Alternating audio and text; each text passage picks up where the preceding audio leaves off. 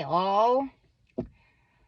So I started working again on Thursday, but it was just the paperwork and whatever introductory stuff. I was only there for a little while, whatever. So then Friday was my first real day there training, and it went great.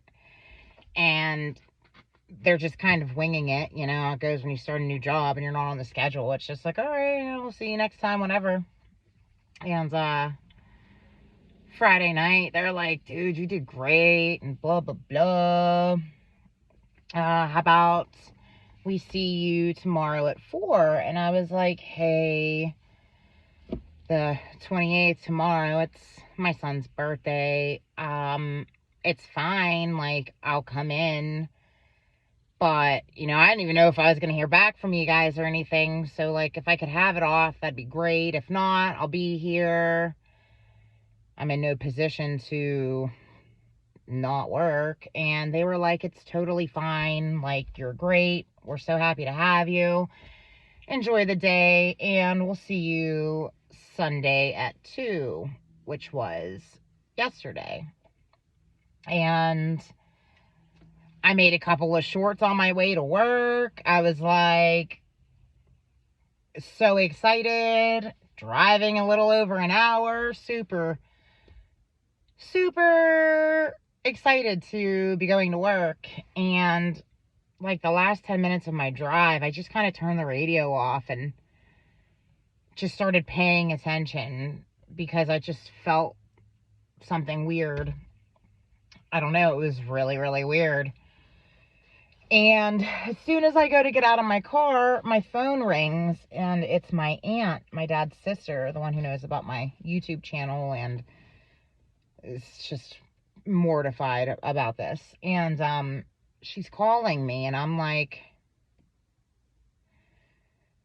I didn't know if she was calling to tell my kid happy birthday or something. And I'm just looking at the phone, and I FU buttoned her, and I sent her a text. I'm like, hey, I'm walking into work. What's up?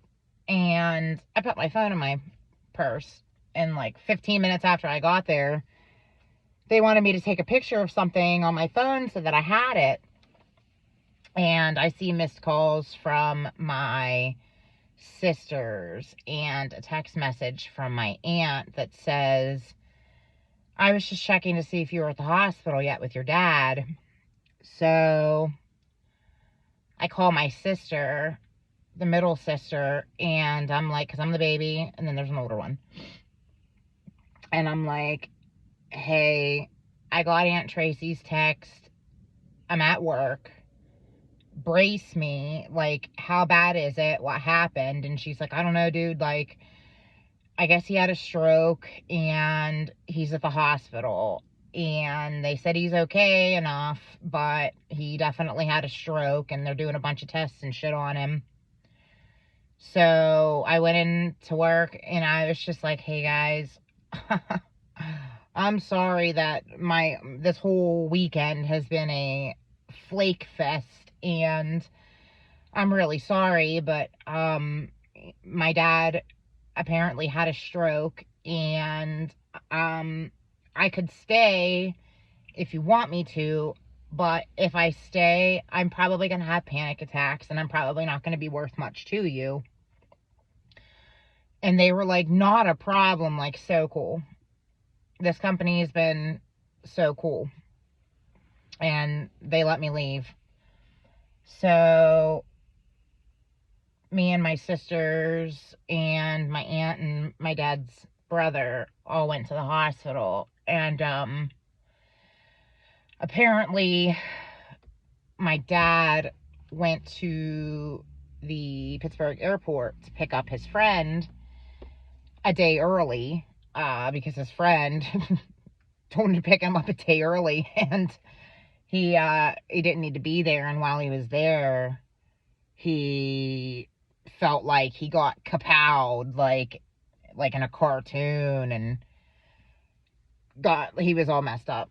And he didn't like know what to do. You know, this fucking dude drove himself to the hospital.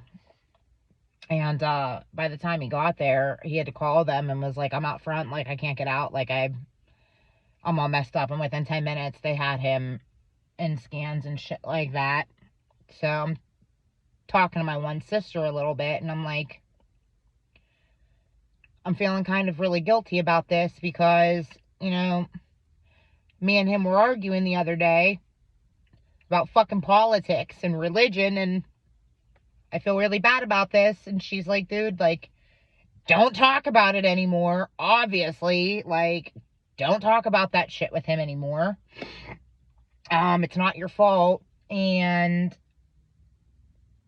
probably a little while ago, not that long ago, I probably would have personalized this so bad, like this is all my fault and I'm a terrible person and blah blah blah blah. It is what it is. I won't be arguing with him anymore about whatever the hell he wants to do with his life and whatever the hell he wants to think. And yeah, I don't know. To the spiritually awake people out there, because outside of Aaron Dowdy, I highly doubt that there's anybody's whole family awake.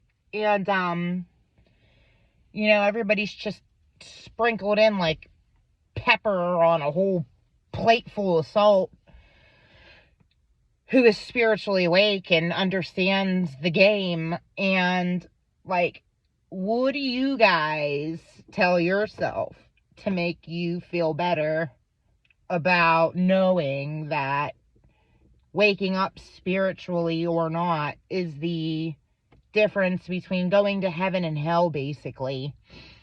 It's the difference of going to hell, aka having to come back to this shithole, or going to heaven, which is nothing more than going to a better level of the video game and being able to escape this Anunnaki trap-ass world we're stuck in.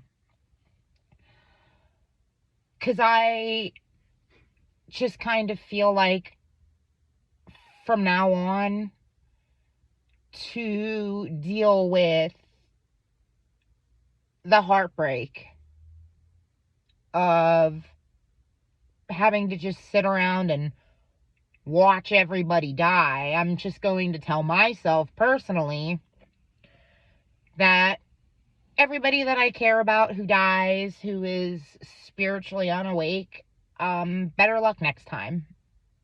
I don't know what else to do or what else to think, and I was just wondering what everybody else tells themselves. And so I went back down today and I brought him some stuff, and I was alone with him this time, and I told him I was really sorry about arguing with him, and he can think whatever he wants, but, you know, just respect my opinion, and I'll respect you, whatever in the hell you want to do with your life, whatever. And I'll be going back to work tomorrow. Tomorrow will be Tuesday. Had the parent-teacher conferences. Went fine, went whatever. I'll talk about that later. But yeah, I just pretty much wanted to ask, like, what other spiritually awake people tell themselves to deal with this, because it sucks. It literally sucks. And I'm just curious how you guys handle this shit, because I don't know what else to do or think or say other than, you know, better luck next time to everybody else. And I'm going to work on talking to my kids a little bit more whenever they're ready. And I'm going to try to wake them up. Try to give them guidance on how to wake up.